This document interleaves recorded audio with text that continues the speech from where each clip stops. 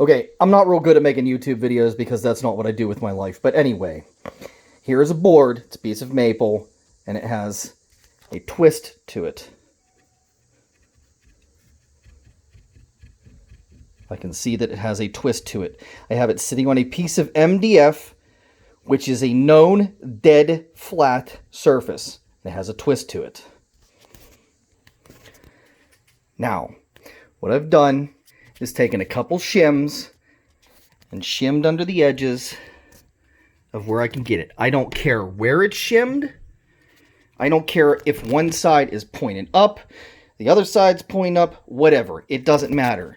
When you feed this through the planer,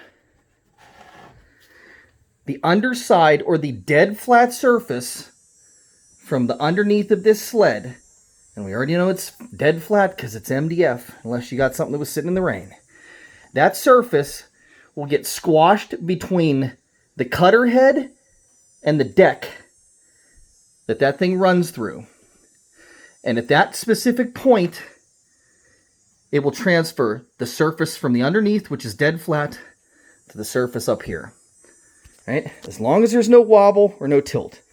Now the other thing you got to do here is make sure you glue these things. A little bit of hot glue.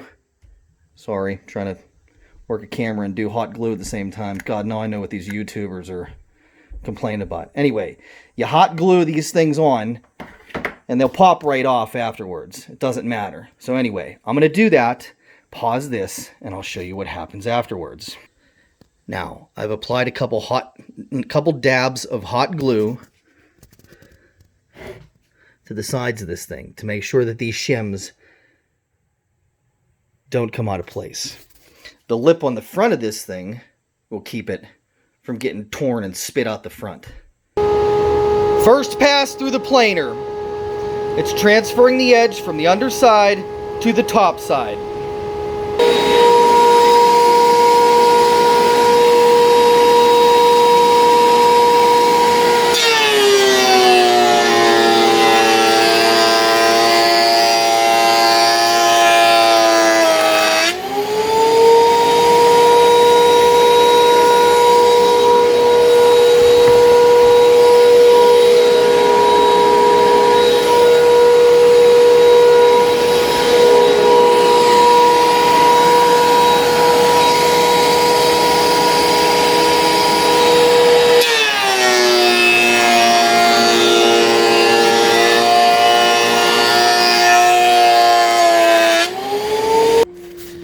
Now, the first pass has been made to make this a completely flat, smooth surface. You've taken the underside of this MDF and transferred it to the top. Now, understand the limitations. If you have any snipe, which I do, which you probably can't see in here because I need to adjust my beds on either side up a little bit, but there's a little bit of snipe at the end. So if you have a piece that you need,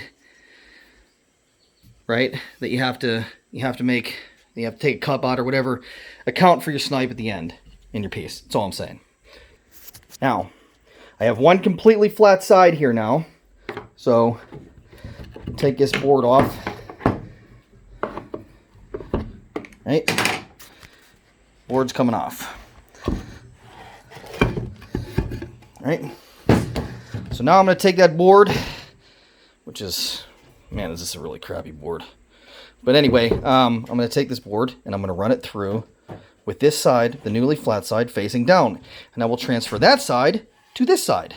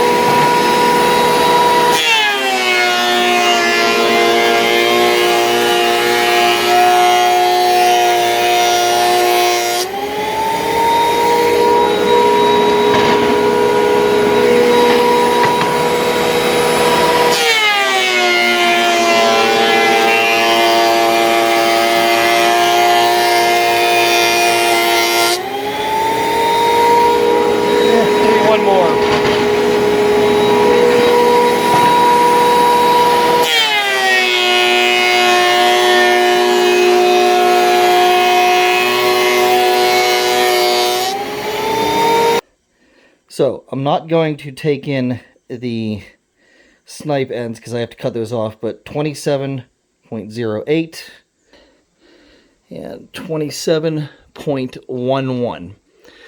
So I'd say that's pretty equal from one side of the board to the other side of the board in thickness. Now, if we take our board and put it on a flat surface, I'm grossly unprepared to make this video, sorry. Now if we put that board on the flat surface, doesn't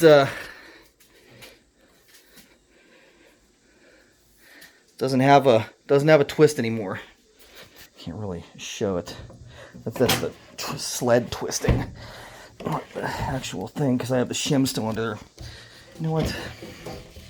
Here. Yes. There. No twist. See? No twist.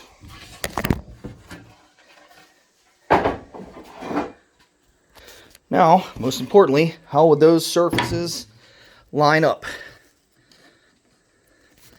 It's pretty good to me. That is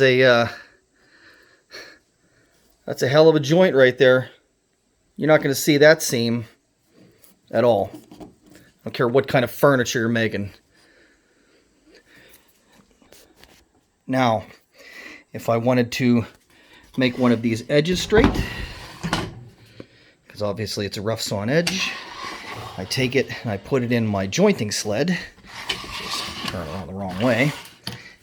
And I do the same thing I did with the planer, and I transfer this flat edge of the plywood, which we know is pretty damn straight from the factory, piece of Baltic birch plywood. I mean, it's about as straight as you're going to get it.